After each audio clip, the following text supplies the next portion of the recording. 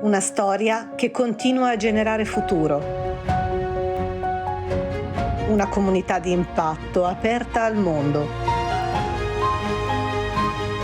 Università Cattolica del Sacro Cuore.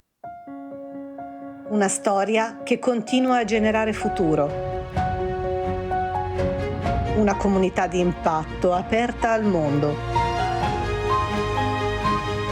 Università Cattolica del Sacro Cuore.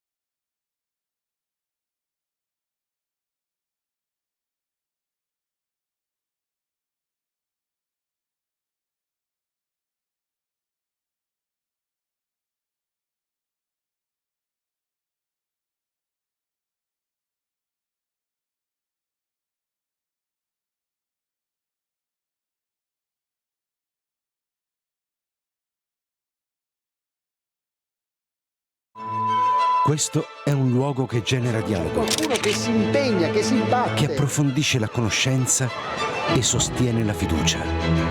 È un crocevia dove si incontra chi desidera il vero, il bello, il giusto e il bene.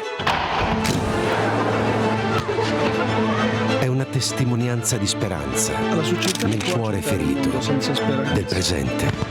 E tutto questo Proporre con la propria vita. esiste anche grazie a te.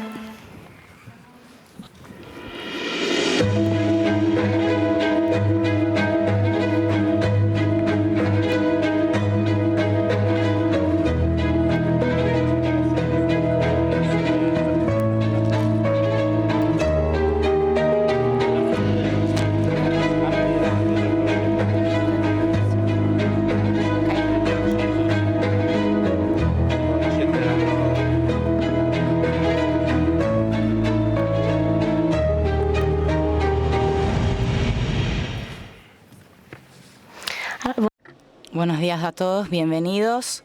Antes de presentar los huéspedes, me gustaría conmemorar un aniversario porque en 1996 el entonces director de Avvenire, Dino Boffo, tuvo una intuición profética. La huida de los lectores de los kioscos ya había comenzado y pensó, ¿sabes qué? Voy a hacer crecer a mis lectores, voy a contagiarles las ganas de comprender el mundo. ¿Quién sabe si ese niño que lee Popotus al revés, cuando sea mayor decidirá cogerlo por el lado correcto? 30 años después, Popotus en Avvenire sigue siendo una rara avis y celebra su aniversario. Es una ocasión para preguntarnos en qué mundo han crecido y en qué mundo crecen hoy los niños. Los datos nos dicen algo y tenemos que enfrentarlo porque según los datos del Hospital Bambino Gesù de Roma, desde 2013 hasta las adicciones digitales entre los más jóvenes han aumentado del 500%. Cada día llegan de media 4 menores a urgencias por intento de suicidio o autolesiones. 4 niños al día de 15 años, más o menos. Ya no estamos solamente ante la generación ansiosa de Jonathan Haidt, sino ante una emergencia sanitaria, pero también educativa, concreta, exacerbada por algoritmos diseñados para captar la psique de los más pequeños. Por tanto, la respuesta a la pregunta ¿en qué mundo crecen los niños? Es obviamente en el mismo mundo que los adultos. La diferencia es que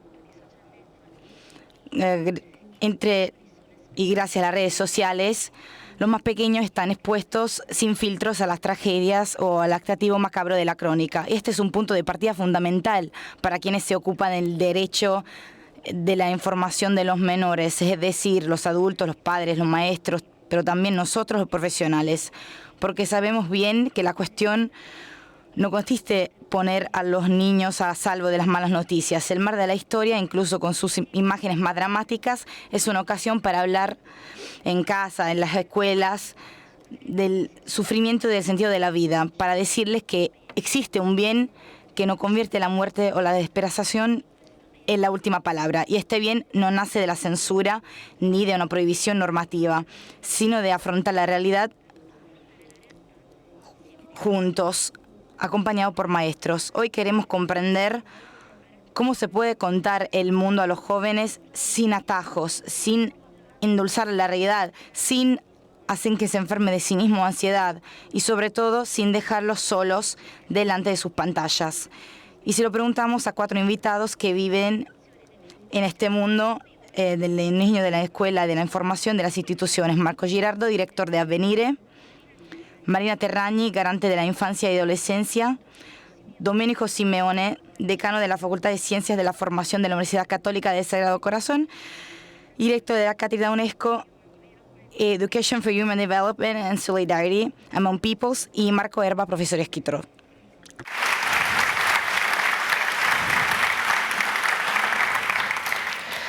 Direttore, partiamo proprio da Popotus. Por Popotus, en el número del 30º aniversario usted escribió que escribir para los más pequeños significa renunciar a atajos y eslogan fáciles. Hoy la información, y lo vemos muy bien también en el mundo de los adultos, se reduce a píldoras visuales y detalles sangrientos. ¿Cuál es vuestra brújula? ¿Cómo se cuentan a los niños las guerras, los refugiados y las tragedias sin caer en la pornografía del dolor ni en un paternalismo edulcorado? ¿Puede contarnos a través de algún ejemplo concreto qué y cómo han elegido abordar la relación con los grandes acontecimientos de la historia reciente? Muchas gracias. Un saludo. No pensaba que a esta hora había tanto público, pero es una gran ocasión porque festejamos los 30 años de Popotus y fue una intuición genial de hace 30 años porque había una primera crisis de los lectores, de los cotidianos, y Veltroni se inventó la estrategia de los colaterales. No sé si se acuerdan, las películas junto con los libros y con los periódicos, con los CDs, para intentar mejorar la situación. Y Buffo eso hizo, ¿no? Creó en casa los lectores del mañana. Y Nicoletta Martinelli, que está acá en este momento, Giorgio Paolucci también está acá, que también trabaja en Avvenire, Francesco Di Bene, todos los colegas de Avvenire lo saben. Lo difícil es aprender a escribir por Popotus. Es esto lo difícil de trabajar por Avvenire, porque te enseña a tomarte en serio a los niños. Y esto significa tratarles como lectores, con la L mayúscula. Son lectores muy exigentes, porque son lectores que te preguntas cosas difíciles. Todas las personas que tienen vínculos con los niños bien lo saben, que tienen intuiciones auténticas, directas. Es así. Entonces el primer objetivo es tomarse en serio a los niños y sus preguntas, sin atajos y sin las finalidades de la información de hoy, que es un flujo continuo de la red, sobre todo de las redes sociales, que quiere captar la atención para monetizarla. Eso quiere. Es ayudar a los niños con el instrumento para informarlos, no para monetizarlos. Porque si no, no tienen el derecho de ser informados. Entonces, la primera regla es pensar en Popotus. Es un ejercicio importante para venir también como una herramienta cognitiva. Un periódico como Popotus, lo tiene en sus manos. Lo lees con sus hojas y con la posibilidad de la alta legibilidad se volvió aún más una herramienta cognitiva que se usa sobre todo en las escuelas. Muchos profesores lo usan porque en este momento donde es aún más difícil mantener la atención, la concentración en una herramienta informativa, es una herramienta cognitiva para jóvenes y niños. Esta función del periódico para interrumpir ese flujo, para saber utilizar el tiempo, es nuestro método de trabajo para también elegir las noticias que se tienen que transmitir, que nosotros con las que nosotros trabajamos y que son de interés para los niños. Entonces hablamos de Ucrania, de Gaza, de las desigualdades, pero se tiene que usar un lenguaje normal y corriente y que también tenga en cuenta las preguntas de los niños. Entonces, para resumir, considerar a los niños como lectores normales y también simplicidad en la comprensión, reeducar la capacidad de poder destacar la jerarquía de las noticias y de la atención. Estas tres herramientas que tienen que ver con el utilizo del tiempo en este momento tan importante son los tres ingredientes fundamentales que se utilizan en Popotus.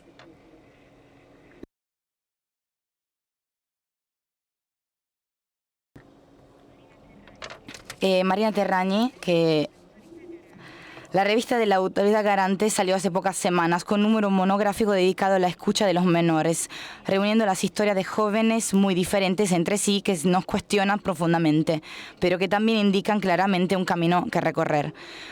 Por eso le pregunto, ¿puede contarnos qué ha comprendido? También en relación con los temas los que ha estado trabajando en primera línea. Pienso en sus intervenciones en la prensa, en las que ha pedido atención a los mensajes que transmitimos a las niñas y a las jóvenes, a riesgo de imitación ante los casos de menores que van a la escuela con cuchillo, hasta llegar a las dolorosas situaciones de niños alejados de sus familias mediante una resolución judicial, casos en los que usted ha llamado todo a actuar con una cautela fundamental. Muchas gracias. Perdón por no estar ahí. Vamos a hablar de la palabra, en la escucha. Hoy, teniendo en cuenta el hecho de que la generación Z hizo este gran salto en la revolución digital, que causó desde muchos puntos de vista una mutación antropológica. Hay que escuchar, dándoles a los niños y los adolescentes una posición magistral que nos puede ayudar a comprender muchas cosas. Les pongo un ejemplo. Escuchaba mucho los niños hablar de safe spaces, espacios seguros. Y buscaba en mi memoria de adolescente este concepto y no lo encontraba. Entonces, afinando la escucha, entendí que esos espacios seguros para estos niños son espacios sin juicios, donde no se sienten juzgados, desconectados, porque la conexión continua conlleva una exposición continua a los juicios que luego se quedan en la identidad online de los niños. Y para mí la escucha es esto, de verdad, demostrar la necesidad. Son los mismos niños de la generación Z que nos indican las soluciones a los que son los riesgos de la hiperconectividad y de la conexión temprana. Son muchos que nos recomiendan de no darles dispositivos a los niños muy pequeños. Muchos médicos lo dicen. En un proyecto con la Universidad Bicocca vamos a recolectar testimonios de muchos niños y adultos también que dan a los niños más pequeños herramientas para defenderse, desde aplicaciones que miden el tiempo en línea y cosas por este estilo. Esta tiene que ser nuestra escucha, nuestra necesidad amorosa, nuestro deseo para quedarme en el tiempo que tengo. Como decía Caterina, señalaba que estuve hablando de los niños que han sido alejados de sus familias, como el caso de la familia en Le Bosque. Y vamos a ver si la ley Rochella Nordio, cómo va a actuar. Y hay un trabajo de la Universidad Católica que señala estos casos. Cuando un menor se encuentra en una familia de acogida o en una estructura, la escucha es una actividad imprescindible. La escucha, sobre todo por parte del juez y con todas las ayudas necesarias. En particular, en estos contextos con separaciones conflictuales que están aumentando, el menor de edad es importante porque tiene que pagar por los fallos de sus padres, y entonces la actividad de la escucha es muy importante. Y termino diciendo que el próximo horizonte en esta materia es que disminuyan estas ocasiones de alejamientos forzados de la familia con acompañamiento de la función educativa, y obviamente en estos casos la escucha también es decisiva. Gracias. Domenico Simeone, si è molto parlato. Domenico Simeone, se ha hablado mucho de límites y derecho a la información cuando circuló por internet el vídeo de la live del chico de 13 años de Trescore que apuñaló a su profesor de francés en el colegio. Hoy la dinámica de interacción han cambiado hasta tal punto de que la documentación de un crimen, de un delito y de su difusión viral pueden convertirse en un multiplicador de intenciones malvadas, mientras que el chico que empuña el arma se dirige directamente a una audiencia virtual. Por desgracia, hemos visto muchos otros casos similares, agresiones de jóvenes contra profesores o de coetáneos contra coetáneos. Le pido que parta de estos hechos para ayudarnos a enfocar la tarea de la comunidad educativa. ¿Cómo podemos no ser simples espectadores y convertirnos en casa, en clase, en el trabajo, en testigos de una propuesta educativa diferente, capaz de responder a este inmenso vacío de sentido expresado por los jóvenes? ¿Y de qué herramientas disponemos hoy para hacer eso? Bien, ante todo, por desgracia, las crónicas recientes nos hablan de casos que hablan de un disgusto, que es algo que nos cuesta afrontar, al menos hasta que no se expresa de manera eclatante, imponente, y no somos capaces de entender gestos que nos parecen insensatos a priori. Al mismo tiempo, ciertos gestos de violencia, como los que se han descrito, parecen tener en común la dificultad para reconocer en el otro a alguien semejante a nosotros, como un hermano, como alguien que nos pertenece, con el que compartimos rasgos. El psicoanalista Luigi Zoya, en su libro, habla de la muerte del prójimo. En el mundo pre-tecnológico se da cuenta de la cercanía, que es fundamental, y ahora ya domina la lejanía, una relación mediada y mediática. Los medios sociales, o sea, redes sociales, y son, además de ser más allá de ser puntos de relaciones sociales, dejan de ser conexión propiamente dicha. El riesgo es que el otro sea considerado como un objeto sin rostro, sin una historia, sin un nombre propio, y de esta manera el otro no me pertenece, no tiene que ver conmigo, y bien, el otro no tiene que ver conmigo, pero sin embargo me mira en las redes sociales, me observa y me sigue. En este contexto cambia la relación entre lo que sucede en escena, en la escena pública, y lo que sucede tras la escena, entre bambalinas. Jean Baudrillard, al final de los años 70, observaba cómo en nuestra sociedad contemporánea ya dominaba de una manera profunda lo obsceno que se echa a la escena, que se lanza a la escena, sin una mediación, sin una posibilidad de que pueda intervenir un pensamiento previo.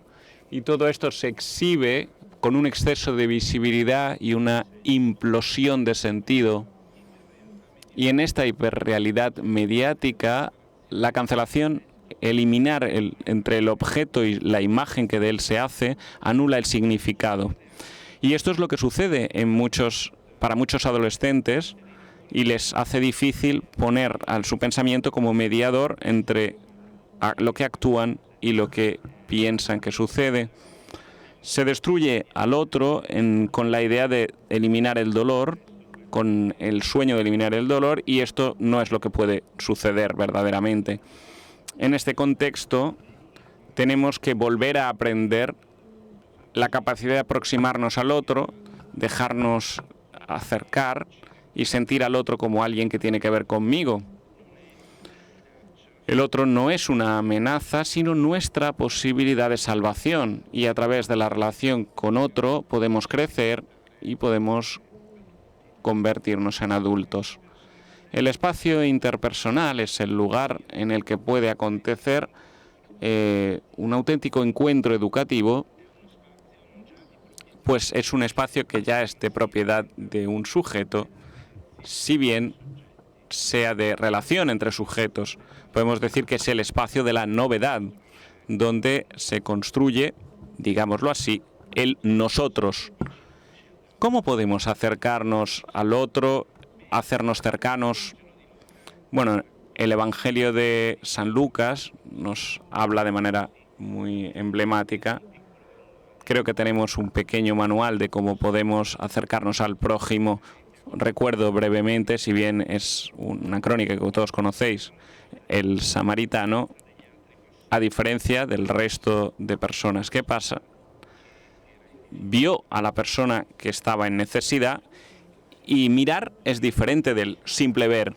Significa reconocer, cruzar con la mirada del otro, quiere decir sentirse provocados por el otro, y tuvo compasión por el herido, y esto quiere decir que hubo un movimiento, un sentimiento que nos mueve hacia el otro. Hay una capacidad empática de experimentar y sentir lo que el otro siente. Y luego hay un movimiento, una acción, se acercó. El último verbo es tomó cuidado, cuidó del otro. Bien, pues hoy nos preguntamos cómo podemos reinstaurar una relación educativa que tenga estas características, que nos permita acercarnos, hacernos prójimos y que los chicos se hagan prójimos unos de otros, porque es una cuestión viva, no es una constatación de lo que sucede. Y por tanto, tomando a punto de los casos de crónica, me gusta señalar que el profesor que había sido víctima escribió una carta donde invitaba a considerar estas heridas no como un obstáculo, sino como un puente que tenía que animar a toda la comunidad, al colegio, a las familias, a la comunidad entera. Y es una invitación a considerar la comunidad como un lugar educativo que nos llegó primero por el Papa Francisco en un principio y ahora por el Papa León, a través de una idea de un pacto educativo global que reúna a todos los adultos, que ponga en conjunto a todas las competencias mejores que la sociedad sabe expresar. El Papa León ha querido retomar esta invitación del Papa Francisco, precisando adicionalmente, de una manera adicional, para que invirtamos en el reconocimiento de una vida interior, sobre la necesidad de humanizar el mundo digital y también sobre la necesidad de una promoción de la paz desarmada y desarmante. Bien, si leemos ese episodio en el que la violencia debería haber servido para destruir al otro, quizá los fantasmas que habitaban en la mente de este muchacho, se trata de un recorrido inverso. Significa tomar contacto con tus propias emociones, aprender a reconocerlas, aprender a gestionar esas emociones. Gracias.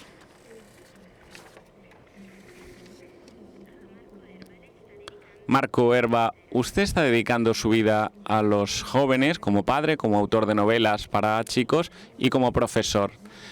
Le pido que nos lleve ahora a clase con usted. Sabemos que no existen solo los chavales de los que nosotros los periodistas hablamos, menores con cuchillos, jóvenes ansiosos, adictos a TikTok. ¿Quién son realmente estos estudiantes? ¿Cuál es la gran pregunta que expresan cuando se enfrentan a temas candentes como las guerras y la violencia, pero también a momentos de examen más cercanos a ellos como la selectividad? ¿Qué preguntas llevan en el corazón y qué buscan hoy en un maestro? Gracias. Lo primero de todo, gracias por la posibilidad de intervenir. Venir al meeting siempre se percibe como un abrazo. Me conecto a lo que ha dicho el profesor Simeone antes, que me ha marcado mucho. Y de esta manera salgo un poco de la escaleta que tenía prevista. Hay una película, Avatar. Avatar, creo que todos tenéis la 1, la 2 y la 3 no me gustaron tanto. Me forcé a verlas, pero en la primera película de Avatar no dicen te amo, te dicen te veo, ¿no? Los habitantes de Pandora, que es precioso porque es la clave de lectura de todo recorrido educativo. Los adolescentes de hoy atravesan un recorrido educativo. Muchas veces se cuentan ellos mismos que lo que contamos nosotros los profesores y muchas veces la escuela es mejor de lo que nosotros contamos de ella, pero son personas cuyo primer deseo es ser vistos. Y por tanto buscan profesores que no sean el árbitro inflexible que te lanza desde arriba las reglas y que parece ser más capaz cuanto más separado está. ellos conciben un papel así, un rol así. Este es el programa, este es el examen y esta es la barrera a saltar. Si la saltas bien, adelante, si no. Ellos tampoco buscan un amigo grande un amigote en el profesor, ¿no? Quiere que les vea por lo que son, sin imponerles lo que son. Pero tampoco alguien que le dice todo está bien, vale lo igual 8 que 80. Quiere un buen entrenador. ¿Quién es un buen entrenador? Alguien que te alza la barrera, que no te deja en paz, un gran profesor, un gran padre, un gran educador, exigente, que te permite, te levanta la barrera para que saltes más, ¿no? Pero que te ama al mismo tiempo. Si tú bajas la barrera, bajas el nivel, yo también pierdo. Esta mirada fundamental. Necesitan adultos que conforme van creciendo ellos sepan jugar en la línea sutil de la responsabilidad y de la autoridad. Entreno tu responsabilidad para que cada vez tengas mayor libertad.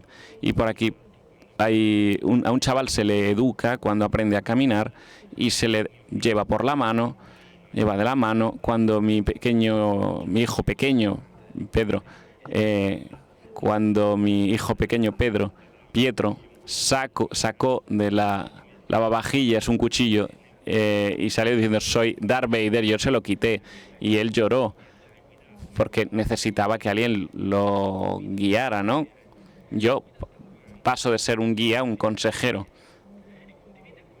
El guía está delante, el consejero está detrás. Los estudiantes te preguntan abiertamente qué piensas de política, si crees en Dios. Yo no creo en la figura del estudiante neutral que dice, no, yo por corrección no te lo digo. Yo te digo lo que pienso, te lo argumento, pero no te lo impongo y te pregunto qué piensas tú. Bien, no soy un compañero de... No soy un compañero de equipo, no soy el árbitro, se requiere un entrenador. Yo tenía un profesor así, se llamaba Carlo. Yo, en mi edad de máximo delirio, yo era el más tonto de la clase, me daban siempre un montón de partes y escribió, estimada familia, he hablado con Marco sobre su comportamiento en clase, punto, y aparte, hoy he tenido la absoluta certeza de que no ha entendido nada. Este era yo al principio de la secundaria. Él, como entrenador desafiante, entraba en clase y nos leía Leopardi. Yo sentía el canto nocturno de un pastor errante de Asia y me imaginaba el cielo infinito y dentro de mi oreja sentía como una llamada que dice, oye, despiértate, dentro de ti hay algo más que solo la competición deportiva. Sentía como el vibrar de algo más que yo era. Y al día siguiente era el idiota del día, igual que el día anterior, pero al menos esa semilla él había lanzado, el testimonio de una belleza de entrenador que cree en el deporte, pero que al mismo tiempo quiere que practiquen sus alumnos. Yo le volvía loco, le hacía bromas súper pesadas y terminaba la hora de clase. Y yo iba a coger el autobús en el mismo sitio donde tomaba él, cogía el autobús y él caminaba conmigo desde la clase hasta la parada. Y hablábamos del Milan y de la chica que me gustaba, que siempre me decía que no. Hablábamos de mi cantante preferido. Y en ese camino entre la clase y la parada, el mensaje siempre era, yo te veo, yo te amo, porque eres tú, no porque eres estudiante modelo, no porque no eres el que no me da problemas, sino que yo camino contigo. Y esta imagen yo la llevo dentro de mi corazón y me ha cambiado la vida. Las últimas dos cosas así, flash, que os transmito porque quiero estar en el tiempo. ¿Qué buscan los alumnos? Una respuesta al sentido. No que transmiten nociones, sino que usen la asignatura para tocar la asignatura y que te hagas preguntarte quién eres, quién soy yo. Exalumno que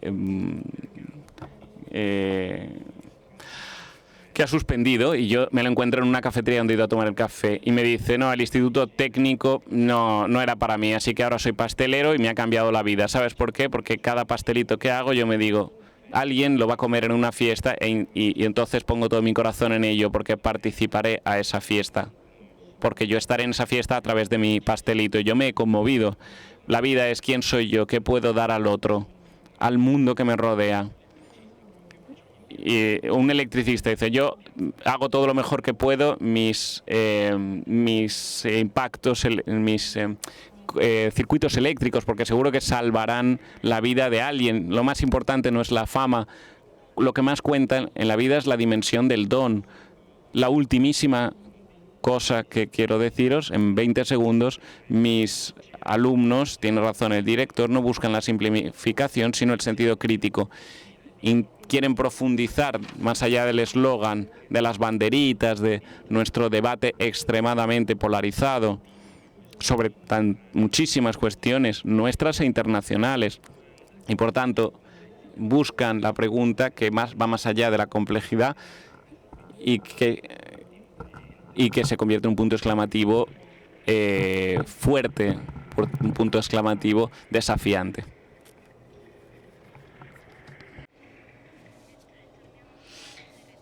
Director, volvamos a la redacción. El Papa León escribió una carta a los jóvenes lectores de Popotus con ocasión del 30º aniversario suplemento de Avvenire.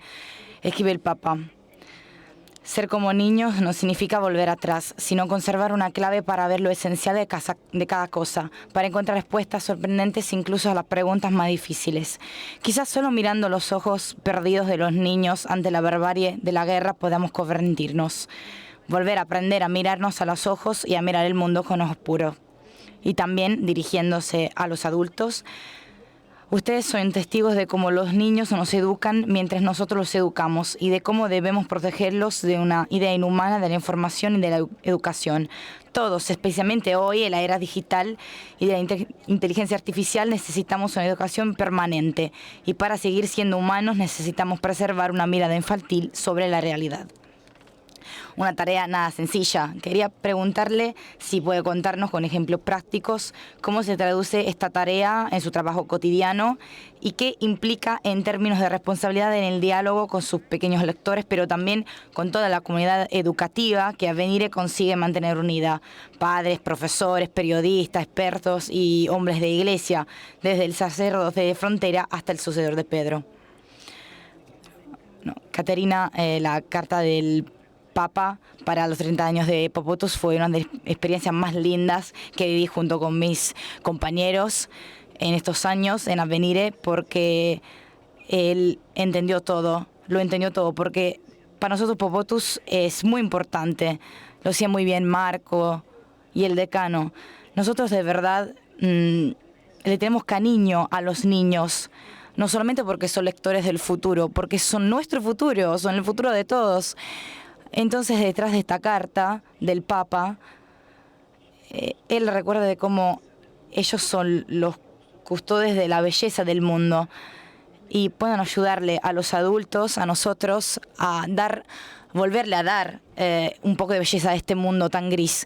Entonces, esta tarea tan fascinante, tan bella de acompañar la palabra entrenador es perfecta. Lo que intentamos hacer, como decíamos antes, y te lo digo con un ejemplo concreto, es hacer información. Somos un periódico que hace información y hablamos con lectores exigentes con sus preguntas que no pueden ser saturadas, no pueden homologarse. Y tenemos que acompañarles, intentar acompañarles en realidad. Tenemos dos caminos: simplificar de forma indébita y volver todo trivial, o recorrer al buenismo, ¿no? Siendo crudo, casi pornográfico, como decíamos, presentar la realidad así tal y como es. Existe otro camino, el camino de Popotus y de Avvenire en general. Se puede acompañar. Entonces, elegir hacer tu tarea con la cura y la precisión. Lo decía muy bien Italo Calvino en las misiones americanas. Para que un niño te comprenda tenés que ser preciso en el lenguaje. Un escritor lo sabe muy bien. Tenés que utilizar las palabras correctas, justas. Y esto es un ejercicio cotidiano. El segundo elemento, como decía usted, Popotus nace en Avvenire, en una comunidad de personas que cada día se encuentra y intenta pensar sobre la realidad. No es el producto de un influencer con una telecámara y que dice lo que le sale de la cabeza. No es político tampoco, que es muy autorreferencial. Yo digo en las redes sociales sin confrontación, sin pensar en los demás, y te impongo mi visión del mundo. El periódico, lo que queremos hacer en Avvenire como periódico es construir la realidad y su cuento juntos, con nuestros diferentes puntos de vista, y desde esta confrontación nacen las ideas.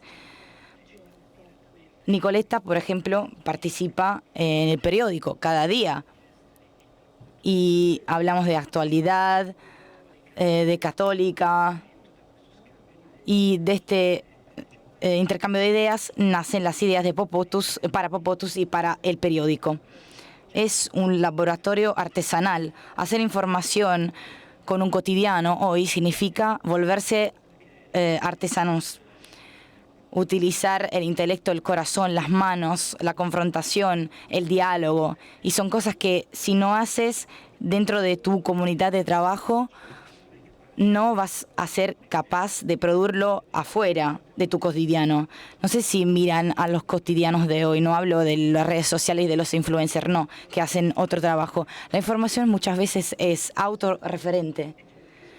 Habla de sí mismo, que se mira y dice lo que le sale de su cabeza.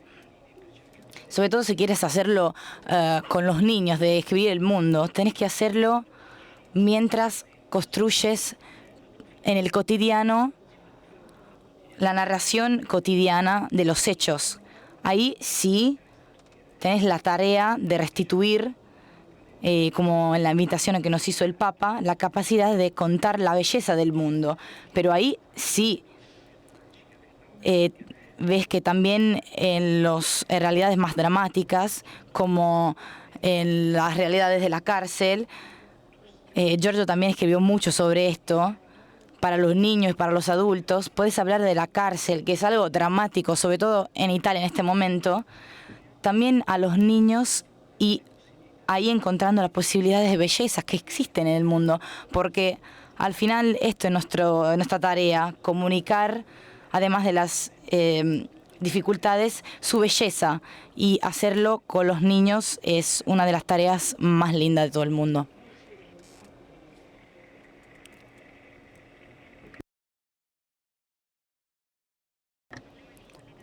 Tenemos un problema de colegamento con María Terrañe. Entonces continuamos. Existe un riesgo a menudo dictado por las mejores intenciones en materia de protección de los niños, el de patologizar toda la fragilidad de los jóvenes, transformando los problemas fisiológicos de crecimiento en diagnósticos médicos, burocracia o reivindicaciones de derechos. ¿Cómo se pasa también en el ámbito institucional y pedagógico de una visión del niño entendido como mero sujeto frágil al que hay que proteger de todo, a la de un sujeto activo, capaz de juicio, crecimiento y responsabilidad? Bueno, tenemos que reconocer que con el paso de los años creció, no lo suficiente, pero bueno, la conciencia de la subjetividad del niño. Así como creció la conciencia de que los niños no solamente son destinatarios de los mensajes de los adultos, sino que tienen puntos de vista propios e interesantes para nosotros. Nos develan una parte de la realidad que muchas veces no vemos, que no somos capaces de mirar.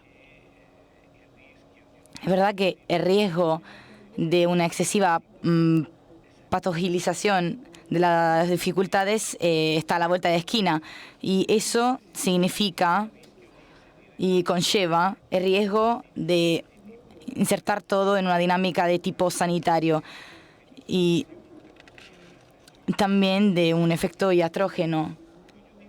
Y eso significa que si transformamos todos en patologías, uno de los efectos secundarios es que le damos a los expertos la tarea de afrontar ese problema, esa dificultad, y de esta manera los adultos, los maestros, los padres, la comunidad se vuelve menos competente, como si sin querer construyéramos impotencia impartida. Decimos a los padres, no, vos no podés, tiene que hacerlo el experto, y que podrá hacer algo en tu lugar para tu hijo o para tu hija, con el riesgo de un proceso de estigmatización. Y el riesgo es tener categorías diagnósticas en la mente y no de nombres, de historias, de rostros y descuentos. Al mismo tiempo, como decía muy bien el Papa León en esta hermosa carta que mandó a Popotus, necesitamos mirar a los niños como sujetos competentes, con una mirada original sobre la realidad. Usa una palabra un poco difícil, intentaré explicarla. Tiene que ser un sujeto epistémico, un sujeto que puede comprender la realidad y que puede explicar la realidad.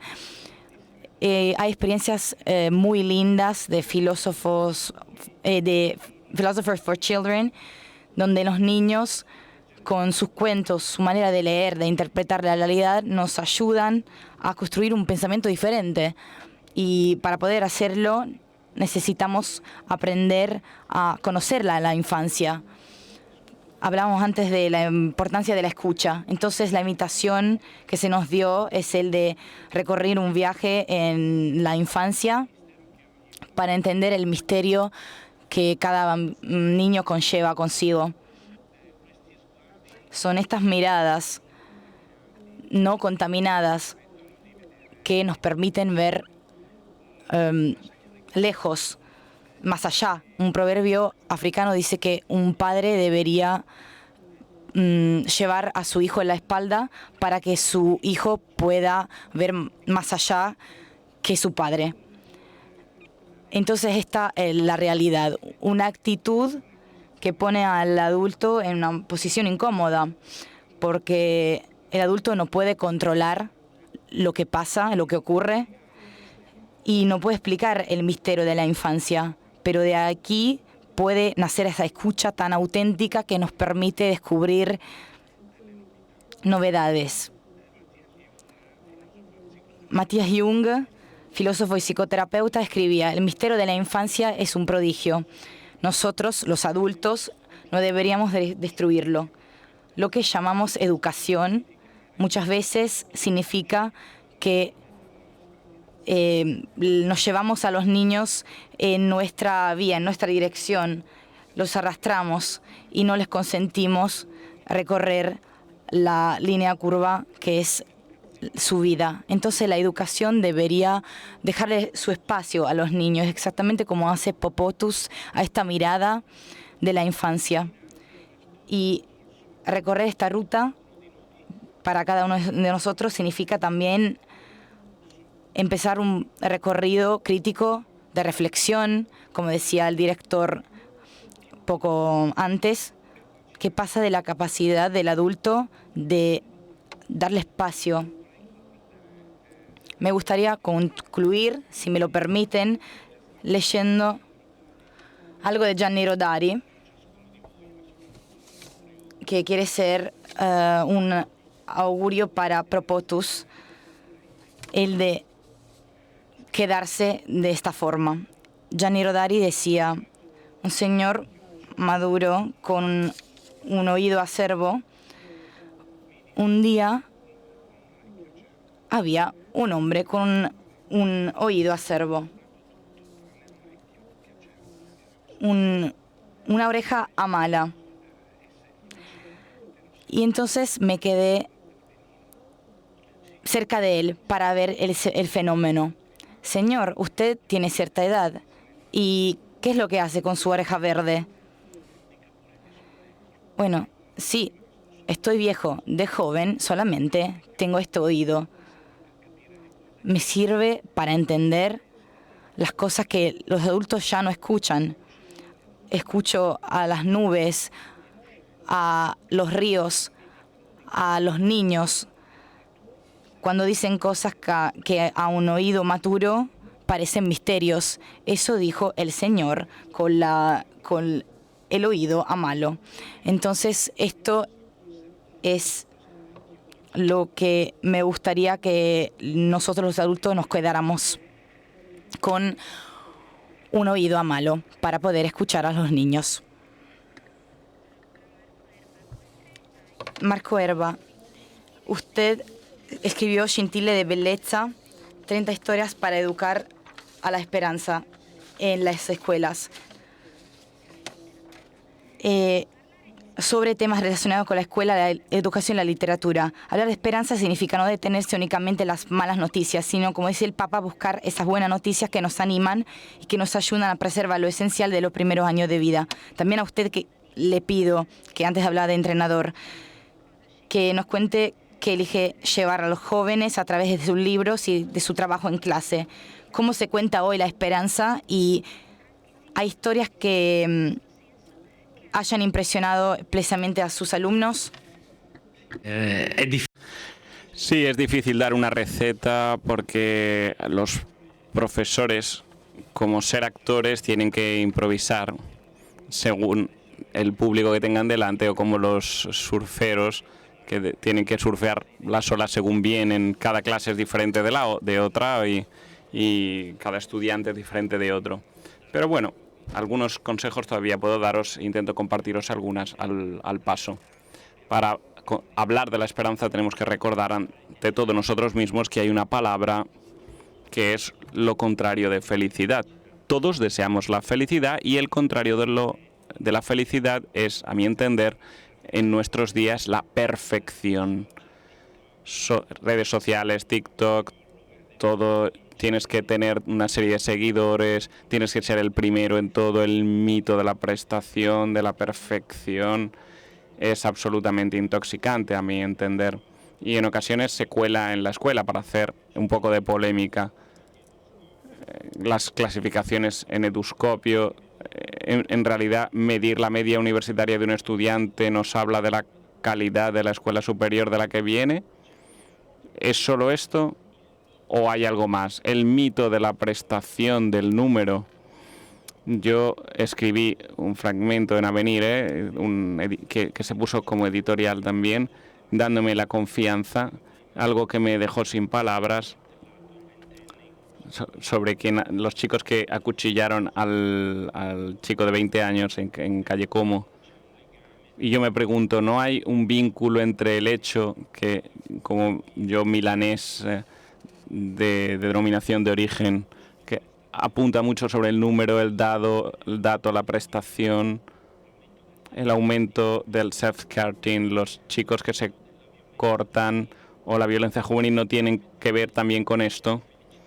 La perfección se convierte en la opuesto a la felicidad porque se debe intentar pasar de la lógica de la prestación a la lógica del don, porque mi unión es mi riqueza, porque no soy un solista y vivo y trabajo en equipo. Aprendo a coger los límites de los otros, aprendo a abrazar mis límites y también lo de los demás, y a entender que yo, con mis límites, soy digno de ser amado.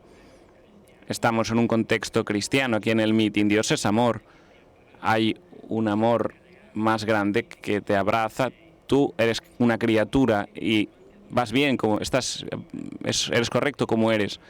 Y muchos chicos no se sienten amados. Lucia, y me he inventado el nombre, dice, yo me he cortado, pero usted pensará que estoy loca, pero esos cortes que me he hecho en la piel son mi salvación, porque en esos centímetros de la hoja que me cortaba tenían que ver con mi cabeza que me decía constantemente: tú no eres digna de ser amada por nadie. Después, con la ayuda de una amiga mía, de mi madre y con una psicóloga, estoy saliendo de esta sensación y entender que yo soy correcta como estoy.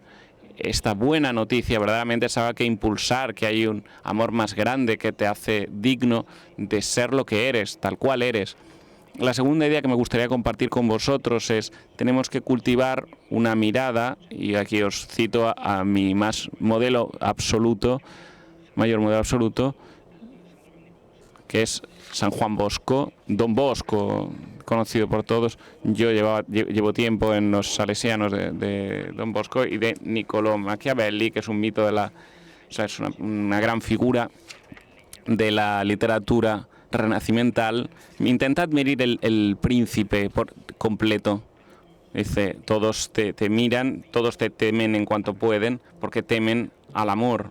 En tanto cinismo que hoy nos invade, existe esto. A veces se buscan relaciones educativas donde el acuchillador de la calle Como muchas veces les falta una mirada como la de Don Bosco, donde decía Don Bosco, en cada joven hay un punto accesible al bien.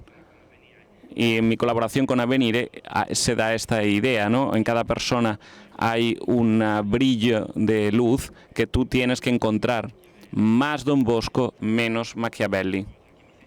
Tercera cosa que quiero deciros es que hay que dejarse sorprender por la belleza, tener ojos para ver la belleza que nos rodea. Yo me conmuevo ante mis estudiantes cuando ves a Francesco, nombre o inventado, que se encuentra en una silla de ruedas y que tiene que soportar el concierto de música francés en escuela, y me cuesta mucho, y dice, bueno, me cuesta, puedo salir con el educador social, y sus compañeros dicen, no, nos quedamos nosotros contigo al final del auditorio, vemos si así eres capaz de escucharlo.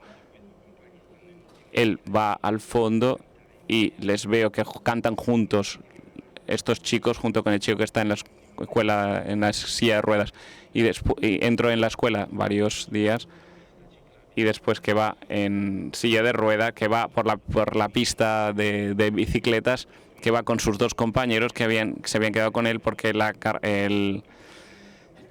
como la silla de ruedas es eléctrica y va muy deprisa, ellos se habían subido a la silla de ruedas con él y los llevaba a su casa. Este tipo de cosas son un ojo abierto a la belleza del don y del límite abrazados que se convierte en un don. Lo último que quiero compartir con vosotros es recordaros que siempre, cuanto más aprendes de tus chicos con sus cansantes límites, más te acercas, más que lo que enseñas. Yo enseñaba a él sobre el innominado y sobre los novios. ¿Sabes quién me ha enseñado más, me ha acercado más a la figura del innominado?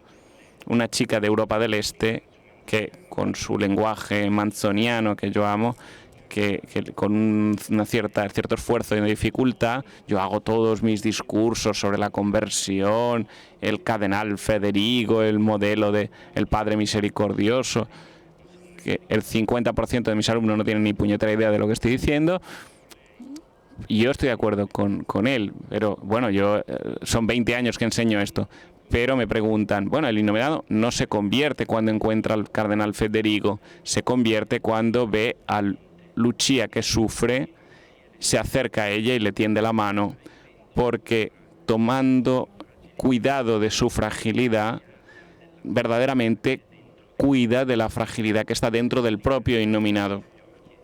Y entonces yo le miraba a los ojos y le he dicho, carajo, has entendido los novios mejor que yo. La mirada del otro, desestructurado y verde todavía, no, siempre es mejor que tú, que ya estás muy estructurado.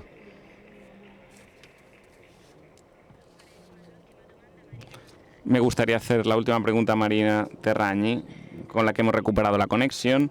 A usted, Marina, le querría hacer una pregunta a partir de la invitación del Papa, que es seguir siendo humanos preservando una mirada infantil sobre la realidad. Usted se ha ocupado durante mucho tiempo de lo que sucede cuando el humano se reduce a una cuestión técnica e instrumental, desde las relaciones sociales hasta la propia procreación, ahora que las tecnologías parecen prometer cualquier cosa. Ante todo, ante las demandas judiciales que los Estados Unidos están interponiendo contra las Big Tech por miles de familias, ¿no están acaso los jóvenes huyendo de adultos que han dejado de mostrarles que estar en el mundo real, con todos sus límites y todas sus relaciones, han dejado de mostrarles que es un bien? Bien, para seguir en la afirmación del Papa, miremos al quiero decir que privamos a los niños de sus propios derechos. Hay que intentar pensar en lo que sucede con el acceso precoz a la pornografía, algo que sucede en nuestros días y es el caso extremo, pero no es el único. Es decir, se les priva de la posibilidad de educar libremente su propia sexualidad.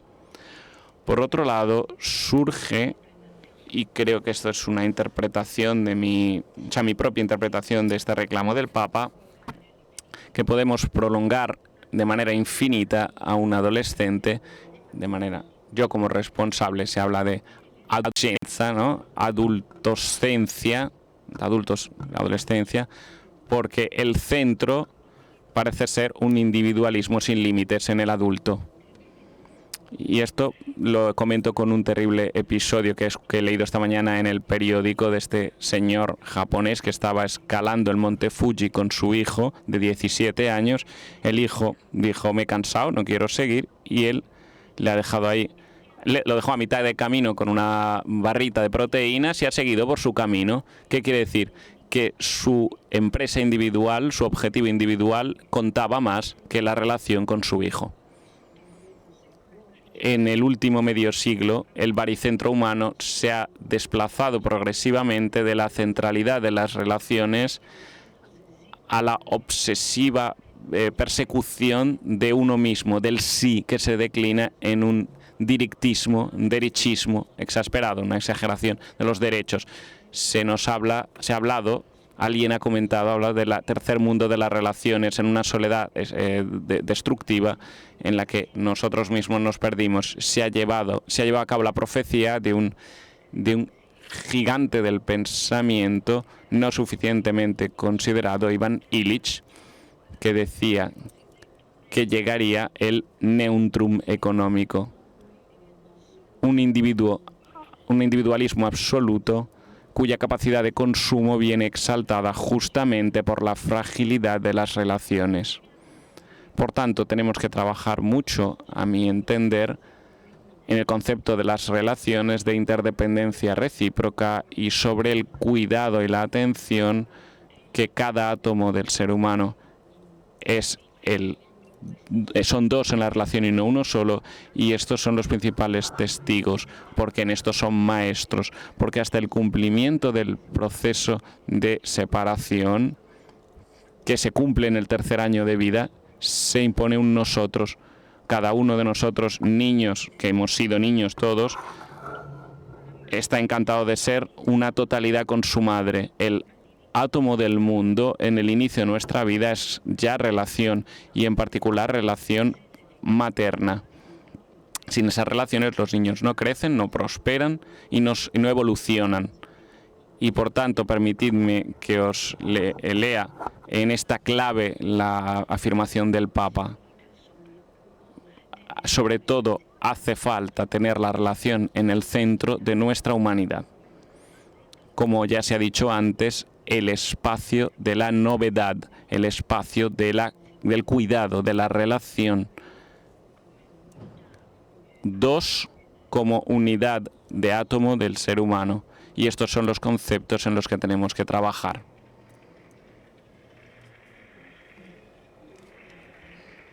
Grazie Marina Terragni, Gracias a Marina Terragni, a Marco Erba y a Marco Girardo por este precioso encuentro. Nada más podría añadir. Una intervención muy rápida.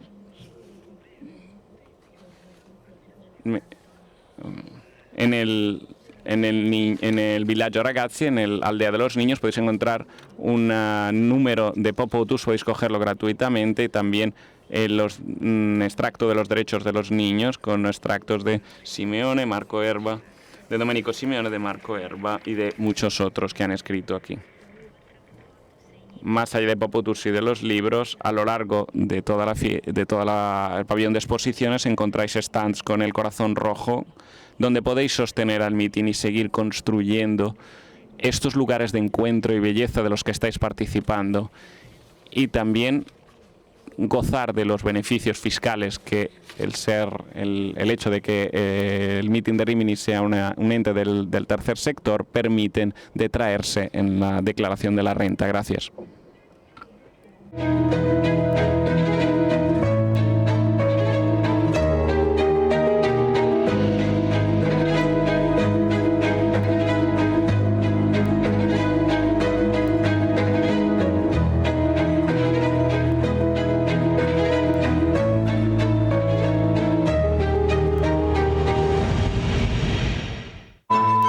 Questo è un luogo che genera dialogo, Qualcuno che si impegna, che si batte. che approfondisce la conoscenza e sostiene la fiducia. È un crocevia dove si incontra chi desidera il vero, il bello, il giusto e il bene. È una testimonianza di speranza nel cuore ferito del presente. E tutto questo Proporre con la propria vita. esiste anche grazie a te.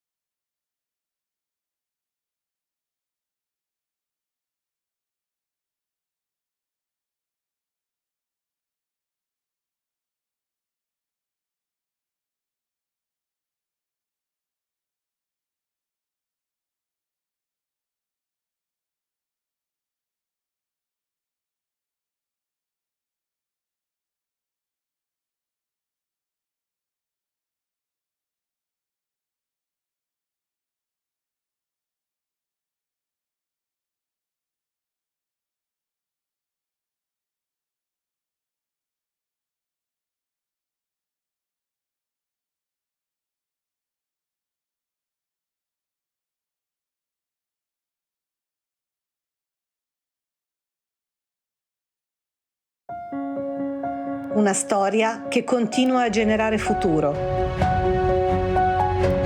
Una comunità di impatto aperta al mondo. Università Cattolica del Sacro Cuore. Una storia che continua a generare futuro. Una comunità di impatto aperta al mondo. Università Cattolica del Sacro Cuore.